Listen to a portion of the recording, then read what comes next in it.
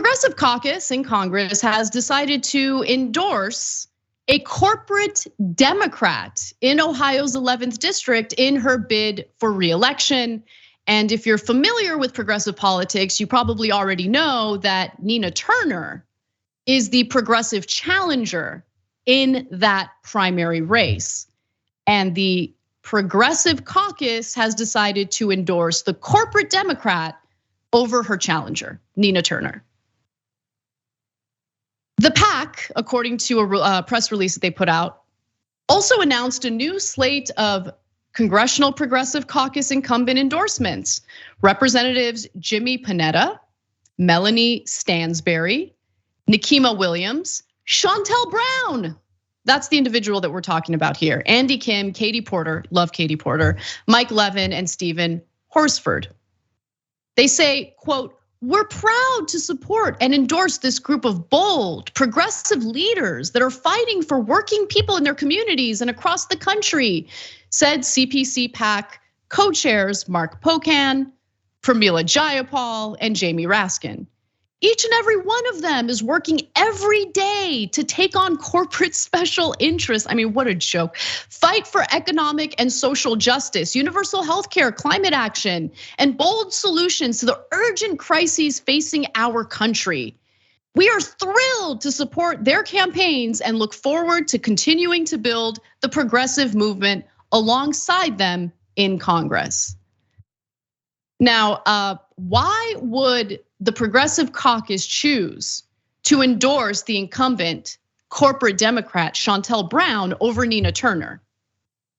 Well, it could be that Shontel Brown, who is backed by corporate interests, decided to join the Progressive Caucus, which tells me that the Progressive Caucus has no standards. Like if Matt Gaetz wanted to join the Progressive Caucus tomorrow, I feel like Pramila Jayapal would be like, "Come on, homeboy, give me a hug." Yeah, for sure. We have no freaking standards, none, zero. Anyone can join, because let me tell you something, Shontel Brown, not in any way a progressive, and I wanna make my case. Now, Daniel Moran's is a great reporter, and he let everyone know about this story. He says, for context, Brown officially joined the Progressive Caucus in January. Oh wow, in January, wow, a few months ago. She must be such a wonderful progressive fighting for things like Medicare for all, except she's not. And she had previously joined a different group of people. A couple of days ago, the business-friendly New Dem Coalition welcomed Representative Shontel Brown in Ohio and Nikema Williams of Georgia to their block. Brown is not a member of the Progressive Caucus, Williams is. So this was before she had decided to join the Progressive Caucus in January. Regarding Brown, this is not surprising. The new Democrat Action Fund endorsed her in mid-July, while the Progressive Caucus had endorsed Nina Turner. Now this is previously, these are older tweets. But I give you that context because clearly the New Dem Coalition, the new Democrat Action Fund, is a pro-business, pro-corporate group of individuals. And Shontel Brown is simultaneously part of that mess, while also having the ability to present herself as a progressive because she was accepted into the Progressive Caucus in January, It's all you need to do, just join a group of people who have no standards but like to use a label that they have no business using. So what has Shontel Brown done in Congress so far? Now her stint in Congress has been short, but if you look at her record, of course, there are already some red flags. So she has no problem with the military spending, easily voted in favor of the National Defense Authorization Act, which every year, for the most part, increases funding to the Pentagon. So typical corporate Democrat behavior there. Then you also have her willingness to vote in favor of the corporate-backed bipartisan infrastructure bill. She voted for that knowing full well that Biden and everyone basically broke their promise and did not have a path forward for the Build Back Better agenda, which included all the social spending that people actually want. That was the initial deal. Shontel Brown's like, nah, who cares about that deal? We want to make sure our corporate buddies are super happy with us passing legislation that privatizes public infrastructure. It's awesome, let's do it. That's who Shontel Brown is. And who backed her campaign? Let's see what kind of progressive support Shontel Brown has had. This is a piece from The Intercept back in July of 2021 titled, "In the race against Nina Turner, GOP donors, Republican donors fund Shontel Brown. With 1 week left in the Ohio primary, Republican donors have picked their Democrat and the pro-Israel PAC supporting her." Okay, so they're specifically talking about a PAC that is like their one and only issue is support Israel no matter what. Even if it has a right-wing government that does terrible things, you just support no matter what. Don't ever criticize. The most notable among them, by the way, in terms of donors to Shontel Brown is New England's Patriot owner Robert Kraft, a close ally of Donald Trump, who donated $1 million to Trump's inauguration and has supported a slew of Republican candidates. Kraft has individually donated the election maximum of $5,800 to Brown's campaign, and with his family, contributed more than $20,000. Homeboy donated $1 million to Trump's inauguration. And he supported Shontel Brown, who has now been endorsed by the Congressional Progressive Caucus when she was running against Nina Turner. There are more. I mean, please read this Intercept piece because we don't have time to get through all of the right-wing donors who funded Shontel Brown's campaign. But I want to note a few others.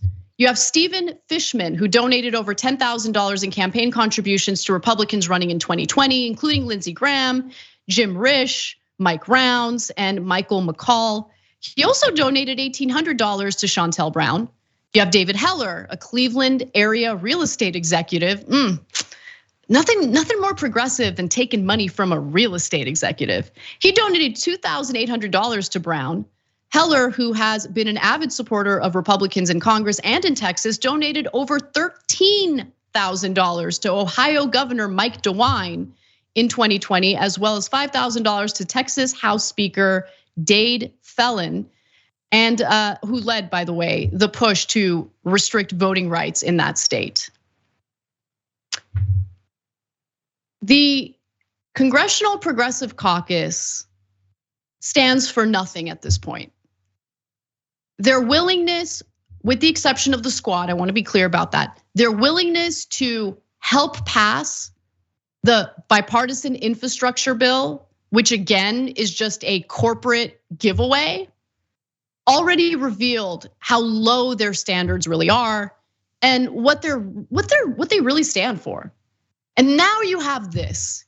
You have them laundering the image, the reputation of a clear corporate Democrat. And they're doing so against Nina Turner, who actually is a progressive, who is a fighter, who does speak her mind, who is not willing to be censored by corporate interests or corporate Democrats. And maybe that's what they're afraid of. Maybe that's what they're afraid of.